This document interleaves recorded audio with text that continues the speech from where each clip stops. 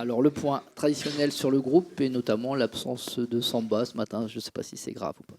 Non, il a pris un petit coup sur la cheville. Et donc, comme ce matin, on avait énormément besoin des gardiens pour travailler.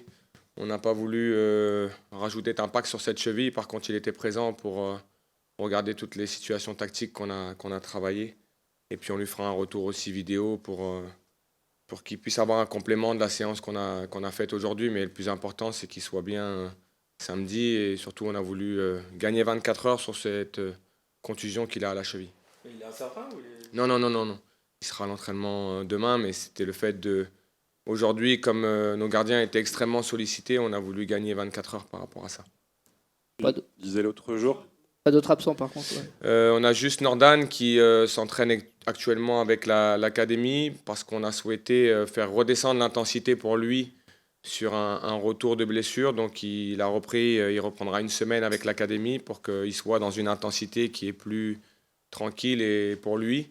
Et il reviendra avec nous dès qu'il a repris un petit peu d'intensité dans l'entraînement pour qu'il n'y ait pas trop de choc par rapport à ce que nous, on produit la semaine et qu'il puisse être épargné par toutes les blessures qu'il a pu avoir ces derniers temps. Tu disais l'autre jour que tu n'avais pas une équipe pour subir. Alors c'est difficile de ne pas subir à Paris. Comment tu vois ce défi ? C'est un défi, mais quand je dis une équipe pour ne pas subir, c'est-à-dire c'est aussi une volonté de ne pas rendre trop vite le ballon. Ce qu'on a fait contre Metz, où on a eu des temps de possession qui ont été trop courts et qui ont permis à l'adversaire de nous maintenir dans le camp. Subir contre le Paris Saint-Germain, je pense que c'est implacable. En 2025, sur l'année civile 2025, ils ont rendu 2 fois le ballon.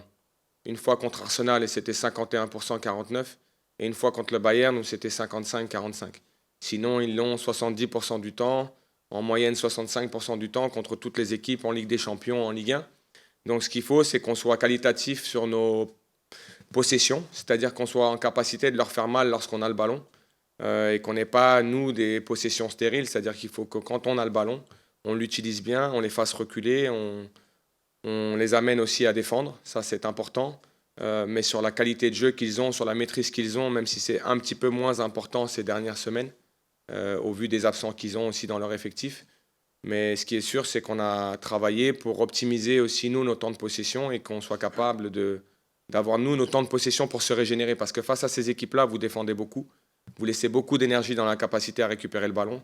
Et il faut absolument se régénérer à travers la possession. Donc, d'avoir des temps de possession qui soient assez longs pour ne pas, en fait, subir et surtout qu'on puisse remonter le terrain à travers ces possessions. Par rapport à ce que tu dis, Habib, justement, en complément, le visionnage, par exemple, des adversaires précédents du PSG, je pense à Nice qui avait mis le bus, et le Havre, pour le coup, qui avait créé quand même beaucoup d'occasions. Est-ce que ces deux schémas de match, par exemple, et ces deux façons de faire peuvent inspirer une méthodologie ?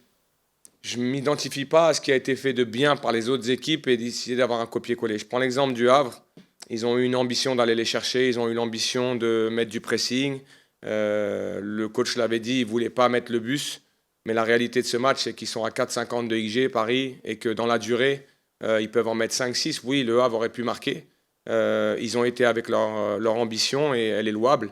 Mais ne pas oublier que c'est un adversaire qui peut vous user dans la durée. Quand je prends le match de Monaco, j'estime que ce n'est pas le standard technique qui est capable de produire le Paris Saint-Germain. Donc on a essayé aussi de se détacher de cette logique-là, de dire il faut aller les chercher. Oui, il faut aller les chercher, mais vous pouvez aller les chercher par séquence. Et donc il faut être très qualitatif sur cette logique de séquence quand vous allez les chercher, parce que c'est une équipe qui techniquement est pour moi meilleure que ce qu'elle a montré contre Monaco. Et je pense que leur coach l'a dit et l'a observé, et parce que Monaco a fait un très bon match. Mais par contre, ce que je veux, c'est qu'on soit le Stade Rennais, et le Stade Rennais dans ses particularités, dans ses qualités, pour aller justement chercher cette équipe, lui poser des problèmes, mais pas me calquer par rapport à ce que j'ai vu d'une équipe pour qui ça aurait réussi par séquence. Il faut qu'on soit nous, et il faut qu'on soit nous avec nos qualités. Par rapport au pédigré de l'adversaire, est-ce que tu pourrais faire des ajustements dans ton 11 de départ que tu as trouvé là depuis quelques matchs? Par exemple, est-ce que tu peux jouer avec Altamari piston gauche par rapport à ce PSG-là, par rapport à l'aspect défensif notamment? Je peux ajuster mon 11 sur le choix des joueurs et je peux ajuster mon 11 sur le système aussi. Parce qu'il y a une réalité, c'est qu'il faudra qu'on soit capable de bien défendre, d'avoir beaucoup de densité à l'intérieur du jeu, mais on sait qu'ils ont des joueurs extérieurs qui font de grosses différences. Et donc on a travaillé plusieurs animations, mais en ce moment, ce qui marche pour nous, c'est ce qu'on est capable de faire. Et si on est dans cette série-là, c'est qu'on a aussi des certitudes dans notre jeu. Et ces matchs-là, on a été capable de les gagner dans ce système-là, avec ces hommes-là. Donc on réajuste toujours, on essaie d'avoir un temps d'avance.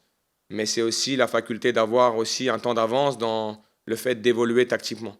Parce que je pense que c'est très difficile de battre le Paris Saint-Germain en étant pendant 95 minutes dans votre projet de jeu sans changer quoi que ce soit. Vous savez pourquoi? Parce qu'ils maîtrisent tous les concepts de jeu. Et donc ils sont capables de s'adapter à la pression que vous leur mettez à travers certaines positions et en fait de désorganiser le plan de jeu que vous avez mis en place.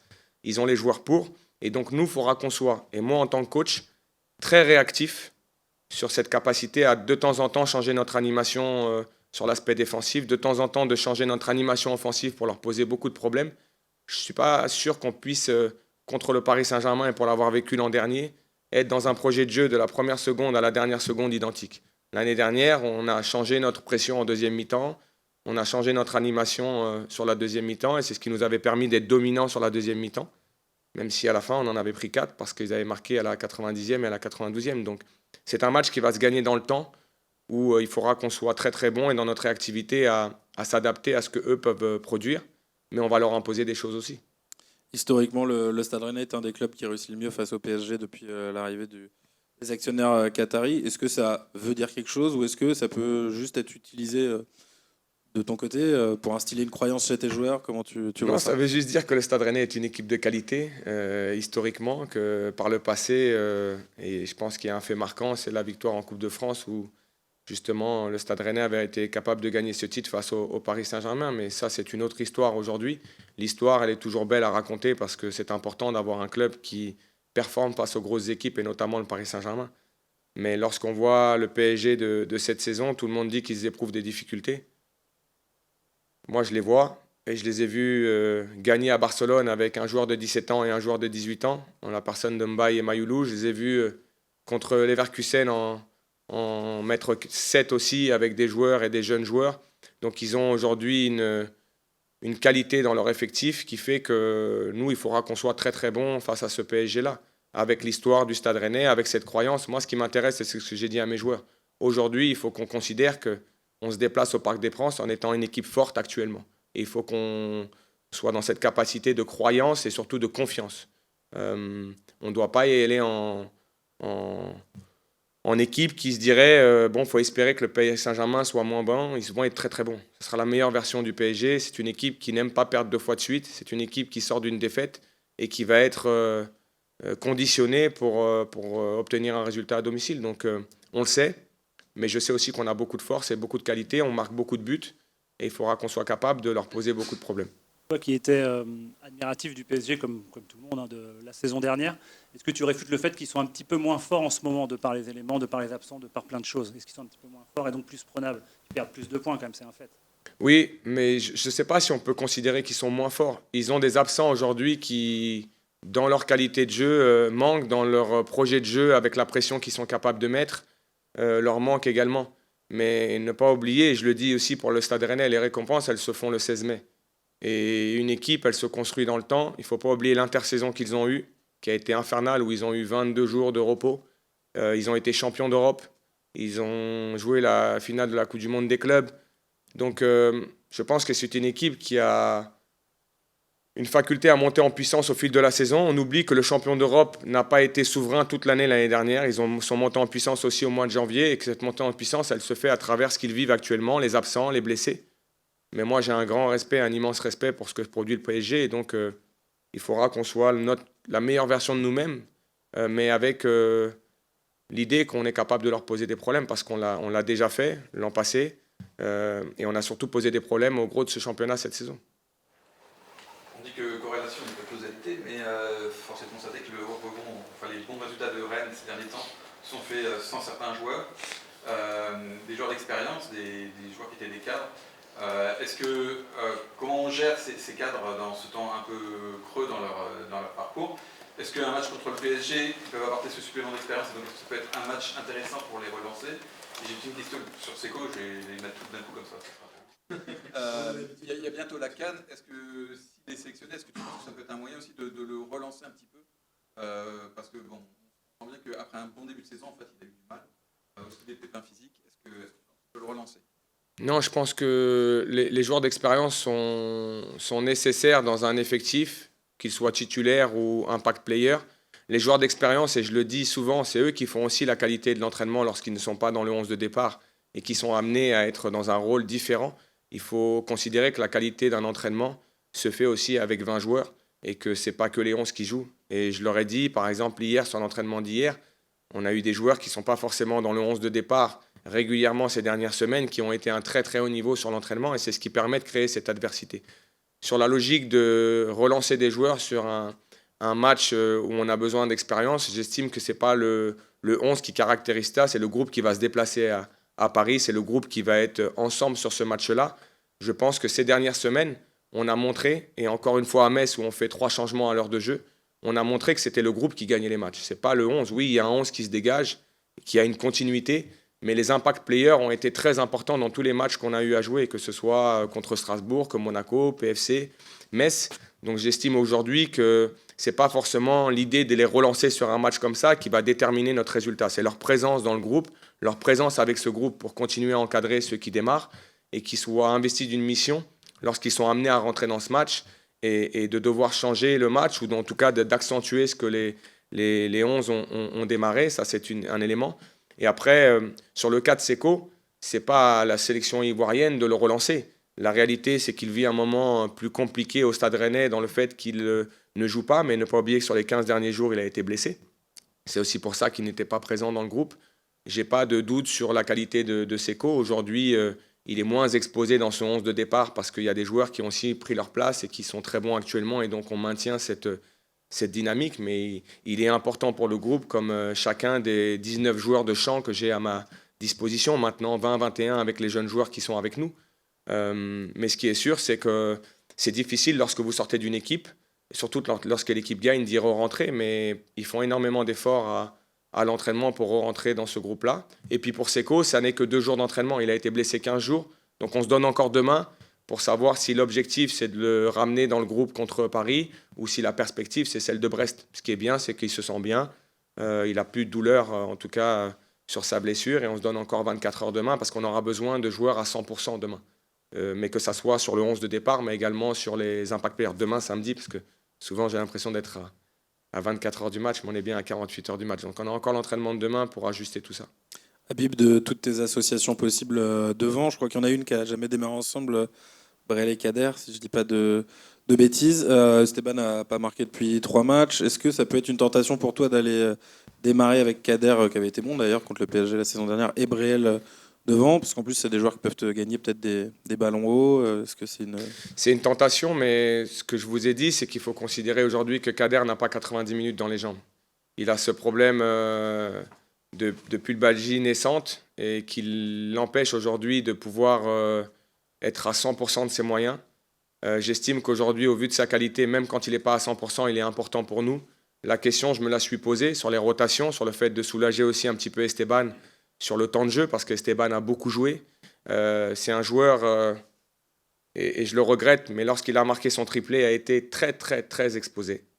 Et que quand vous n'êtes pas habitué à ça, ça met beaucoup de pression sur un joueur, mais ça met aussi beaucoup d'attentes sur le joueur qu'il est. Et je pense que quand on parle autant d'un joueur, le match d'après, l'équipe que vous rencontrez, c'est Esteban Le Paul a été mis en lumière. Si je suis un défenseur aujourd'hui qui empêche Esteban Le Paul de marquer, il faut comprendre cette communication-là. Elle est importante parce qu'il met un triplé, mais elle dit aussi aux autres adversaires, c'est Esteban Le Paul. Elle le met en lumière et vous donnez beaucoup de motivation aux joueurs de l'équipe d'après qui se disent, si moi, aujourd'hui, j'empêche Esteban Le Paul de marquer, on va aussi parler de moi parce que Esteban Le Paul marque beaucoup de buts.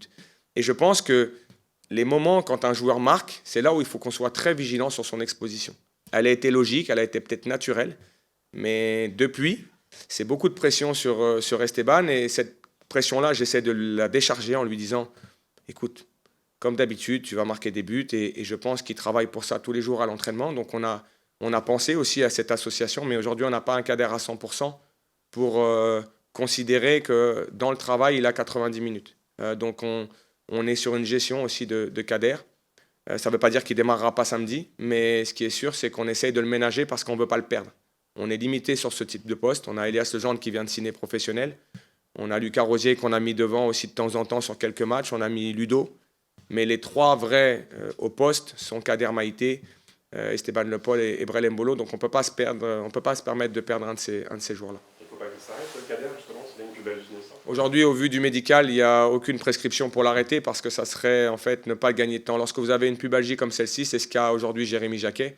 Et il joue avec, on le gère, on essaie de le décharger de certaines choses pour qu'il soit le mieux possible. Mais Jérémy a une pubalgie depuis le début de saison et il joue avec. Donc c'est ce qu'on veut faire avec Kader, c'est que tant qu'ils sont sur un seuil de douleur qui n'est pas élevé, en fait, on rentre dans une forme de gestion pour les maintenir dans l'entraînement. Si on coupe leur entraînement, on repartira de trop loin. Est-ce que je peux avoir ton avis sur ce débat un peu qu'on a depuis après le match de Metz, où certains disent le Stade Rennais, c'est 4 victoires d'affilée, ils sont en haut, tout se passe bien. Et les autres qui disent oui, mais voilà, à l'extérieur notamment, on a l'impression que ce Stade Rennais est sur un fil. Donc il y a ceux qui sont très exigeants et ceux qui veulent qu'on parle que du Stade Rennais qui gagne. Ici, vous êtes là-dessus. Ça ne me perturbe pas parce que on reste sur 2 victoires à l'extérieur. Et donc, c'est le maximum de points que vous pouvez prendre. On peut toujours parler du contenu. Et je l'ai dit moi-même, le fil technique de notre match, on l'a un petit peu perdu contre Metz. Mais je me souviens d'il y a 2 mois où les performances étaient peut-être plus abouties, mais on ne ressortait pas avec 3 points. Je regarde le match des autres équipes à l'extérieur. Et j'ai vu Lille aller au Havre, j'ai vu d'autres équipes du haut de tableau aller à l'extérieur. Et on se rend compte que ce n'est pas facile de gagner des matchs. Metz avait battu Lens. Metz avait battu Nice.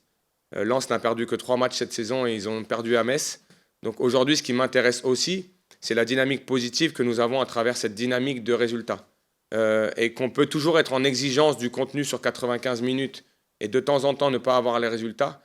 Pour moi, ça fait partie des victoires qui sont fondatrices pour un groupe et qui sont nécessaires parce que, je le répète, le standard que nous aurons dans nos victoires sera peut-être plus les matchs contre le PFC ou le match de Metz que ce qu'on a vécu contre Strasbourg. On a l'impression que c'est une victoire tranquille. Contre Monaco, tranquille parce qu'on met 4 buts. Mais nous, les coachs, et excusez-moi de dire nous, les coachs, on a une analyse qui est bien plus profonde que le résultat et surtout le contenu du résultat. Ce que j'ai vu aussi à Metz, c'est une équipe qui a été capable de défendre, de bien défendre. On concède des occasions de loin, mais très très peu d'occasions franches de 1 contre 1 où on est complètement déséquilibré. Oui, on a été acculé sur notre but, oui, on a défendu. Mais on a très bien défendu et c'est un clean sheet qu'on ramène de ce match-là. Donc il y a eu beaucoup de satisfaction. Par contre, on sait qu'il faut qu'on élève notre niveau technique sur la globalité du match. Mais aujourd'hui, on a un Stade Rennais qui n'a perdu que 2 fois cette saison, je le répète. 2 fois en 14 matchs. Il n'y a que le PSG qui fait aussi bien sur le nombre de défaites. Et qu'un pourcentage de défaites, aujourd'hui, ça se défend pour un staff et pour une équipe. Et que on a un clean sheet à Metz et qu'on est sur 5 résultats positifs. On a fait 13 points sur 15. Et je pense qu'il était nécessaire qu'on ait cette série-là pour se déplacer au Parc des Princes avec beaucoup de confiance et l'ambition de savoir qu'on va leur poser des problèmes. Donc le contenu, on peut toujours en discuter. Moi, je regarde les résultats et les résultats actuellement font de nous la meilleure équipe sur le mois de novembre, la meilleure équipe depuis 5 matchs en termes de points pris. Ce n'est pas une réalité qui peut se... J'espère que c'est une réalité qu'on verra sur le mois de décembre. Le foot va très vite et il faut qu'on ait de l'humilité par rapport à ce qu'on vit. Mais il faut savoir ce qu'on a mis dedans pour obtenir ces résultats. Et moi, je suis très satisfait de ce qu'on a mis dedans. Un petit mot à Bip sur Dembélé et Doué. Alors Doué ne va pas jouer a priori. Il est blessé, il fait partie de ces joueurs du PSG qui sont blessés. Dembélé lui revient, il pourrait être titulaire pour la première fois depuis un petit bout de temps. Comment tu vois un peu les difficultés qu'ils ont, ces 2 joueurs-là, depuis le début de saison? Ils n'ont pas de difficultés, c'est des monstres. C'est-à-dire aujourd'hui, ils ont mis le niveau technique, le niveau de cohésion collective, de jeu, à un tel niveau qu'aujourd'hui, on est dans une exigence immense. Mais moi, j'ai vu Dembélé rentrer contre Monaco et dès qu'il est rentré, il s'est passé des choses. Il y a eu et Paris a produit, Paris a été dangereux. Et qu'aujourd'hui, on parle de monstres du football, techniquement, tactiquement, ce qu'ils sont capables de produire. Et je m'interdis aujourd'hui de considérer que ces joueurs sont à 50% de leur niveau. C'est des joueurs qui sont, en termes de qualité, oui, ils ressortent de blessures et c'est le cas pour beaucoup, mais je n'ai pas de souci sur la durabilité de leur impact sur ce PSG. Et je peux vous garantir que si Ousmane Dembélé est là samedi, il sera une menace pour nous. Et donc, je pars du principe que j'ai une analyse bien plus globale que ce que je vois sur les 15 derniers jours. Et c'est pour ça que je n'ai pas considéré que le match du PSG contre Monaco était le standard du PSG ces dernières semaines.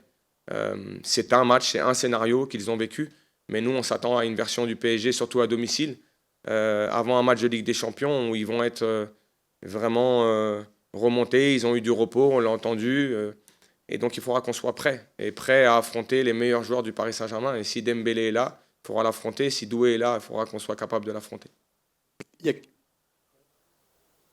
quelques longues semaines, en partant, tu avais dit « Tiens, notez bien, retenez bien un nom, là, Elias Legendre, c'est une pépite, ça va être énorme. » Donc, il vient de signer pro. Pourquoi est-ce qu'il t'a tapé dans l'œil à ce point-là? J'en ai peut-être trop dit ce jour-là. On me l'a reproché. On me l'a reproché. Mais c'est parce que je suis passionné par ça et donc je vous dis trop de choses parfois. Je pense que le plus dur commence pour lui maintenant, c'est-à-dire d'être capable de maintenir l'exigence qu'il a mis en place pour aller chercher ce contrat professionnel. Et je dis très souvent à des jeunes joueurs que quand vous voulez aller chercher quelque chose de rare, ça demande une énorme exigence. Et quand vous obtenez en fait en quelque sorte ce sésame, ce passe-droit de signer un contrat professionnel, le plus dur commence parce que là, vous êtes jugé comme un vrai joueur professionnel et que ça vous demande jour après jour à l'entraînement, semaine après semaine en match, d'être très performant. Et on ne peut plus les voir, et c'est ce que j'avais dit à Kader Maïté, je ne vais plus t'analyser comme un joueur de Gambardella, je ne vais plus t'analyser comme un joueur de 19 ans. Et pour Elias Legendre, à partir de maintenant, l'analyse, avec nous, le staff, sera une analyse d'un joueur professionnel qui va devoir répondre à cette exigence-là. Par contre, il a un talent particulier. Et quand vous décelez un talent particulier, c'est un joueur offensif, et que vous chantez une forme de quelque chose de différent, c'est ce qui vous amène à dire que ce que je vous ai dit, que c'est un joueur spécial, mais qu'il faudra continuer à développer. Je ne veux pas trop en dire, parce que peut-être que ce moment, quand je vous ai dit ce mot-là, il était peut-être trop important, mais il a quelque chose de particulier, mais qui correspond à ce que fait le Stade Rennais depuis des années, d'être capable de former des joueurs avec un talent spécial. Mais ce talent-là, il va devoir le mettre au service maintenant du travail, de son travail, pour être capable d'aller chercher des minutes en Ligue 1, de s'installer durablement dans le temps en Ligue 1. Et je rappelle le cas de Désiré Doué, quand il est ici, il n'est pas un titulaire en puissance, il est un titulaire à part entière. Et c'est aussi ce qu'il a connu au Stade Rennais, dans sa formation, dans ce qu'il a été capable de faire, parfois par intermittence ici, qu'il a développé de façon constante au Paris Saint-Germain. Donc on voit bien que l'évolution d'un jeune joueur, elle se fait dans le temps, elle se fait à travers différents clubs. Nous, on espère pouvoir le développer pour qu'il puisse s'exprimer durablement ici au Stade Rennais et qu'un peu à l'image d'un Jérémy Jacquet, d'un Aïd Boudlal, d'un Agida, d'un Quentin Merlin, de très jeunes joueurs, d'un Djaoui Cissé, d'un Kader Maïté, ils soient capables de rentrer justement dans cette rotation dans un premier temps et puis ensuite qu'ils viennent en quelque sorte perturber la hiérarchie parce qu'il a des qualités, mais aujourd'hui il n'a que 17 ans, c'est un 2008 qui doit continuer à apprendre et continuer à beaucoup travailler. Pour terminer, Habib, j'aime bien anticiper, regarder un peu à l'avenir. Le mercato, comment tu le vois? Est-ce que tu as des besoins? Comment tu envisages, programmes ça? On en discutera et on en discute déjà avec le directeur sportif et avec le président. Je pense qu'à un moment donné, il y aura des choix à faire aussi sur l'effectif dans sa globalité. On ne bougera que si on bouge sur la logique des départs. Si on regarde sur les arrivées, ça sera par rapport à nos besoins. Maintenant, vous savez aussi que lorsque vous avez des joueurs cadres qui ne jouent pas, il peut y avoir un moment aussi un désir pour eux d'aller voir ailleurs parce qu'ils n'ont pas le temps de jeu qu'ils veulent avoir. Donc tout ça, on sera obligé d'en discuter. On verra si on a un mercato agité. Je ne pense pas. Je pense qu'il sera assez calme. Mais il y a quand même une volonté d'ajuster ce groupe aussi et de faire des choix qui seront liés à ce que cette équipe soit meilleure et qu'elle ait peut-être une forme de régénération à travers une ou deux arrivées. Mais ça dépendra de départ. Ça dépendra de départ. Après, à un moment donné, dans la saison du Stade Rennais, on peut avoir l'ambition de souhaiter des départs. On aura le temps de discuter de ça. Mais quand vous avez des joueurs cadres qui ne jouent pas, il faut aussi regarder leur statut, il faut aussi regarder leur temps de jeu. Et peut-être que de façon mutuelle, il peut y avoir une volonté mutuelle de départ, ou il peut y avoir une volonté soit du club, soit du joueur d'aller chercher du temps de jeu. Et donc on a des joueurs quand même aujourd'hui qui jouent moins et qui peuvent avoir des velléités de départ. Mais on restera sur ce groupe restreint dont tu parles souvent en disant c'est un choix d'avoir un groupe. Oui, c'est un choix. C'est un choix parce que la signature d'Elias Legendre, le fait qu'on ait Paolo Limon avec nous tous les jours à l'entraînement, qu'on ait des jeunes joueurs qu'on peut voir à travers ce début de saison, c'est pour moi essentiel à ce qu'est le Stade Rennais. Et donc on ne viendra pas boucher la place de ces jeunes joueurs qui ont beaucoup de qualité, en allant chercher 4-5 joueurs qui nous amèneraient le groupe à 23 et on ne pourrait plus donner de perspective à ces jeunes joueurs. Je pense que la signature d'Elias en est le plus bel exemple. S'il signe, c'est parce qu'aussi il y avait de la place pour qu'il puisse s'exprimer. Et je pense que sans Coupe d'Europe, on doit être capable, en gérant bien aussi les logiques de blessures, et ça on le gère très très bien parce qu'on a très peu de blessés. On doit être capable de travailler avec ce groupe restreint. Habib, tu vas garder tes joueurs sélectionnés pour la CAN jusqu'au match après Brest, hein, c'est confirmé. On l'a confirmé aussi. Je ne sais pas si c'est confirmé, mais en tout cas, c'est une tendance que les joueurs soient là jusqu'au 15. Comment tu le prends, toi, l'ancien international sénégalais? En Afrique, il y a beaucoup de sélectionneurs qui pointent un manque de respect avec ce changement de date, manque de respect pour la compétition, manque de respect pour les sélections africaines. Comment tu positionnes? Non, je trouve que c'est incorrect vis-à-vis des sélectionneurs et des fédérations qui sont impliqués dans cette compétition, qui est une compétition très importante, et que quand vous avez une date qui est entérinée sur le retour des joueurs en sélection et que vous avez une préparation qui est mise en place avec des fédérations qui ont booké des hôtels, des matchs de préparation, que cette information leur soit donnée aussi tard, pour moi, c'est incorrect. Après, aujourd'hui, le coach que je suis est sur la même logique que tous les autres coachs, donc il a les joueurs jusqu'au 15, je les ai jusqu'au 15. Mais il y a une réalité, c'est qu'il faut aussi se positionner de l'autre côté et de considérer que c'est une compétition majeure en Afrique et que je ne suis pas surpris de ce qui se passe parce que, en quelque sorte, cette ingérence ou ce côté où on peut impacter cette compétition au dernier moment en pensant que c'est une compétition mineure, ça a déjà existé dans le passé. Et donc, si aujourd'hui je me positionne comme ancien international parce que vous me le demandez, j'ai déjà vécu ce genre de choses où en fait, on a l'impression qu'on peut bouger cette CAN quand on veut, on peut la placer où on veut, on peut donner l'organisation qu'on veut, et ça ne se passe pas sur les autres fédérations ou sur les autres compétitions internationales.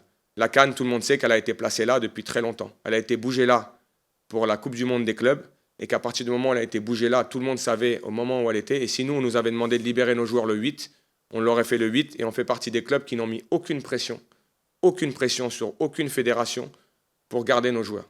Nos joueurs aujourd'hui vont rester jusqu'au 15, on les a jusqu'au 15, on est très content de les avoir. Mais par contre, si on se place du côté des sélectionneurs et des fédérations, je trouve ça incorrect pour eux. Dernière. Oui, je reviens un petit peu sur Seko parce que tu as fait m'ont inspiré une question.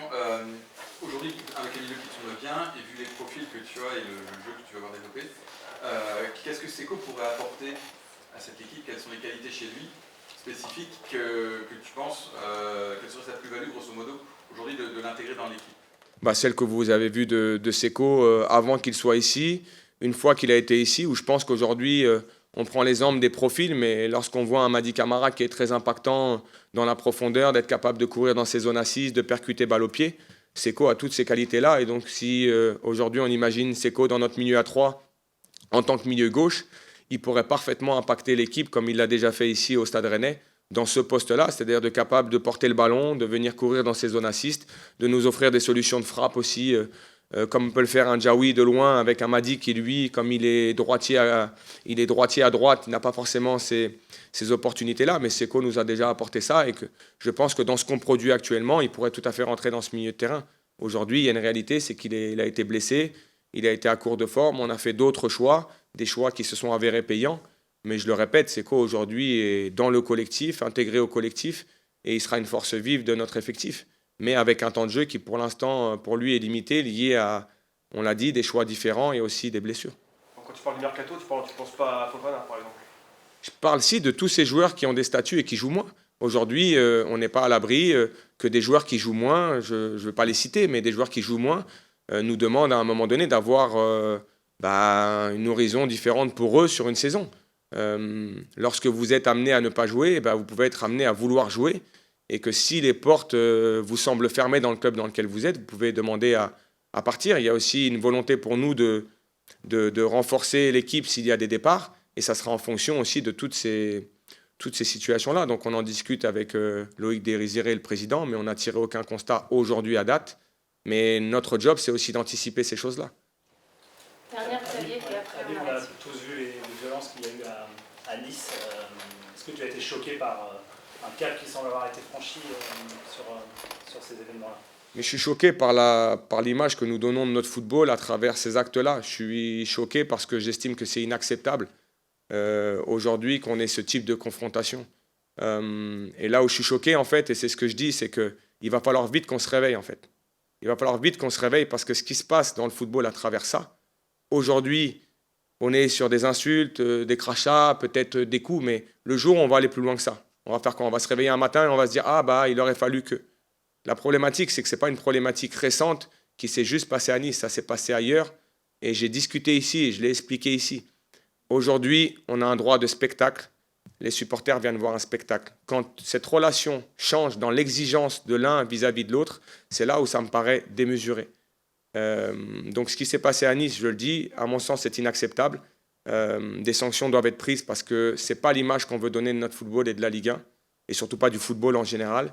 Et il faut vite qu'on se réveille parce que je pense qu'à un moment donné, on se réveillera un matin et il y aura eu quelque chose de très très grave, bien plus grave que ce qui s'est passé, ce que j'estime déjà être très grave. Donc voilà, c'est juste ça. C'est un passionné du foot qui déteste voir ce genre d'image et je pense à tous ces gens qui ont vécu ça.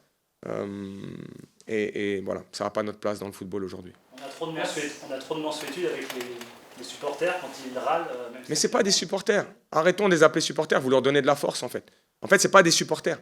Aujourd'hui, vous ne pouvez pas considérer que 400 mecs qui sont là pour à un moment donné rendre des comptes ou même en venir aux mains avec des joueurs ou même demain avoir des exigences vis-à-vis d'eux, ce n'est pas des supporters. Il faut arrêter en fait de leur donner une fenêtre et de leur donner une surface. Ce ne sont pas des supporters. Vous pouvez me le tourner dans tous les sens. Ce ne sont pas des supporters. 400 mecs qui viennent le soir à minuit pour attendre une équipe, ça n'est pas des supporters. Sauf s'ils sont là pour les supporter. Mais sinon, ce ne sont pas des supporters. Mais c'est mon avis. Merci. Ouais, Valentin, juste, je vais commencer alors. On imagine qu'on part en confiance, sereinement, au Parc des Princes. On sait que c'est forcément un gros morceau. De quel état d'esprit vous êtes avant ce déplacement chez le champion de France? On se sent bien, forcément, avec cette série de victoires. La confiance est au plus haut. Maintenant, on va aller au Parc avec beaucoup d'ambition. L'ambition de faire un gros match, de tenir tête à cette équipe. On le sait, c'est une des meilleures équipes d'Europe. Et on va y aller avec beaucoup d'humilité, mais aussi énormément de sérieux, et on y va pour faire quelque chose. On parle d'ambition, Valentin. On a vu Nice mettre le bus en gros au Parc. On a vu Le Havre très récemment jouer. Ça crée beaucoup d'occasions. C'est quoi la formule pour espérer un résultat? Je pense qu'il y a beaucoup d'équipes qui la cherchent, cette formule.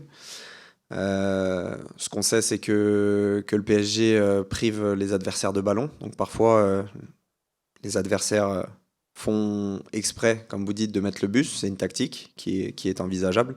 Maintenant, je pense aussi qu'il y a beaucoup d'équipes qui essayent de jouer contre Paris, mais qui n'y arrivent pas parce qu'ils sont privés de ballon. Et c'est dur de courir après la balle, d'avoir la lucidité derrière pour ressortir et pour leur faire mal. Mais c'est ce qu'on va essayer de faire, de jouer avec nos qualités, nos forces, et de leur imposer beaucoup de rythme. Alors on dit parfois que les grandes équipes ne perdent pas 2 fois de suite. Ils ont été battus à Monaco. Ça vous embête?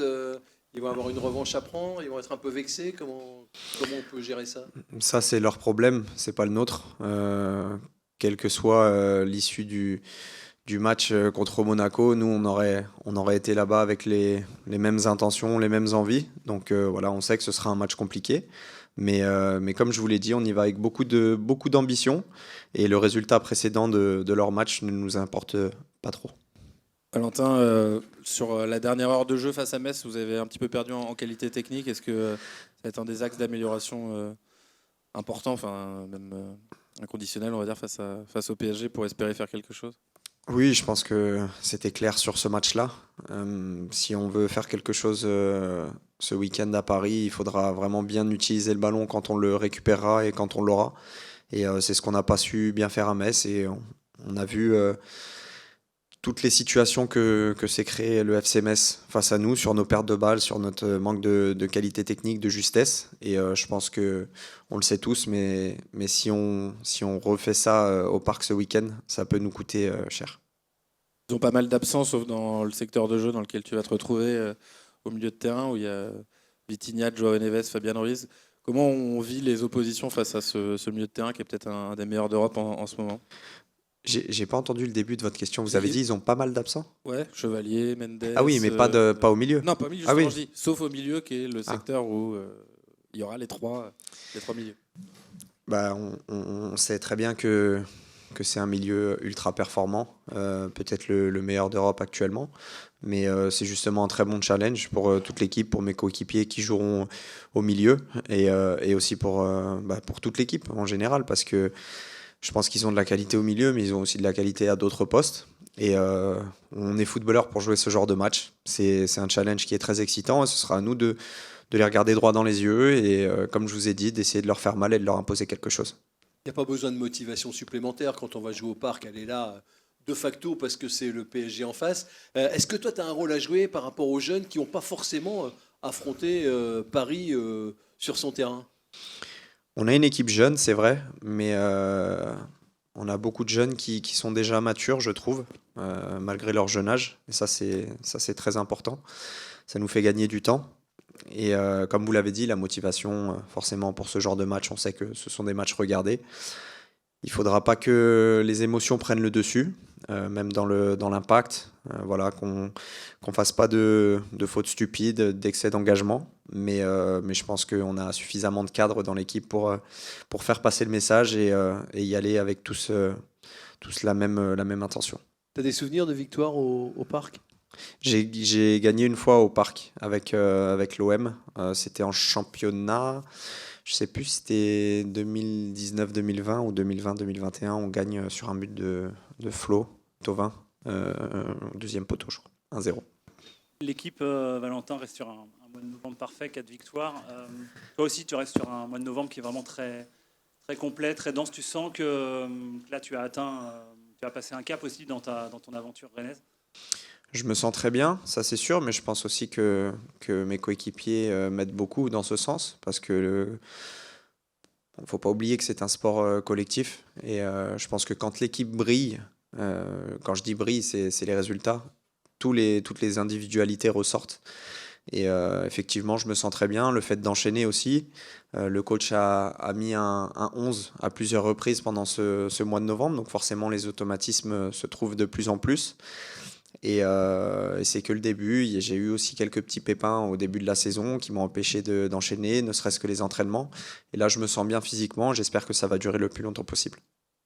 Valentin, on sait dans quel contexte s'est faite ton arrivée. Je voulais te parler maintenant de ton rapport aux supporters. On a l'impression que semaine après semaine, tout ça est derrière. On t'a vu prendre la parole après le match de Nice face au RCK, malgré le communiqué qu'ils avaient pu faire au moment de ton arrivée. On te voit souvent en première ligne au moment des festivités à faire les clappings. Est-ce que tu te sens à l'aise maintenant dans ton rapport au public rennais? Est-ce que tu as le sentiment que les gens t'ont adopté aussi?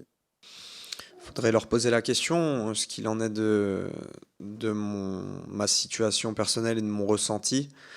J'ai jamais été mal à l'aise. Je savais à quoi m'en tenir quand j'ai signé ici. Voilà, je suis câblé comme vous. Je savais l'accueil qui allait m'être réservé.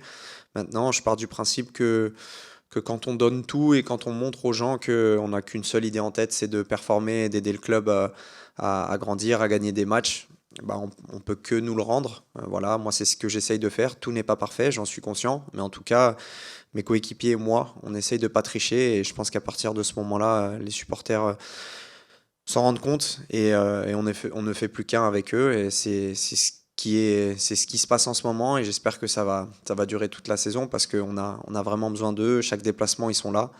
Et ils sont une grande force pour nous. Qu'est-ce que tu penses du débat un peu qu'il y a justement cette semaine un peu entre nous, mais aussi entre supporters, sur le fait que certains mettent avant tout en avant vos 4 victoires et que d'autres pensent que oui, 4 victoires, ok, mais vous êtes un peu sur le fil des fois au niveau des prestations. Voilà, est-ce qu'il faut... certains sont durs avec vous ou bien c'est juste de dire que tout n'est pas parfait, loin de là? Tout n'est pas parfait, on le sait, sinon on serait premier avec 10 points d'avance. Et c'est pas le cas. Maintenant, le plus dur dans le foot, c'est de gagner des matchs. Voilà, il y a pas de petits matchs.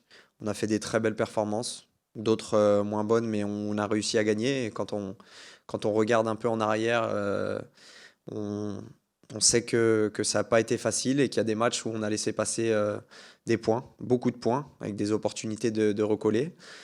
Si on peut continuer à enchaîner les victoires, même s'il y a des matchs où on est moins performant, moi ça m'importe peu. Bien sûr, j'ai envie qu'on joue bien, j'ai envie que le Stade Rennais soit fort, soit physiquement, tactiquement, techniquement.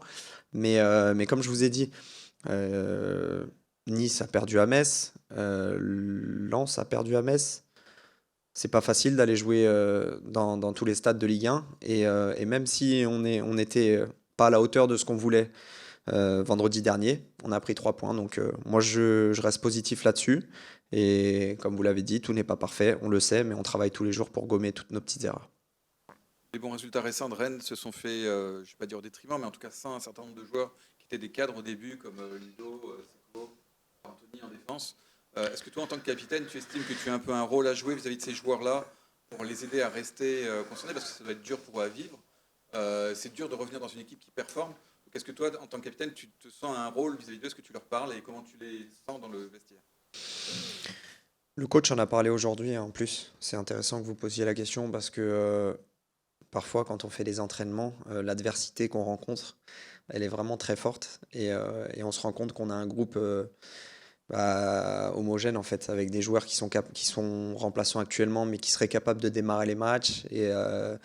Et on a tous à peu près le même niveau. Et je pense que pour le coach, ça lui fait un petit peu mal à la tête. Forcément, il a les résultats en ce moment, donc c'est difficile pour lui de changer. Mais tout le monde est concerné. Oui, on leur parle. Oui, on est avec eux. On sait que c'est dur. Moi, j'ai vécu cette situation maintes et maintes fois, donc je sais exactement ce qu'ils sont en train de vivre. Mais j'ai envie de vous dire que ça fait partie du sport. Et ils le savent très bien. Ça fait longtemps c'est pas des jeunes. Ça fait longtemps qu'ils sont dans ce milieu-là, donc ils savent que tout va super vite. Donc ils s'accrochent et ce qu'ils font aux entraînements, c'est magnifique parce qu'ils montrent un très bon état d'esprit. Et c'est bien pour eux et c'est bien pour toute l'équipe.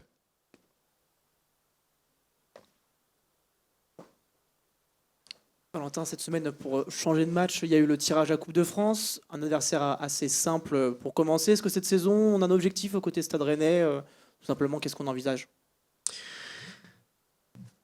On est un club ambitieux, vous le savez.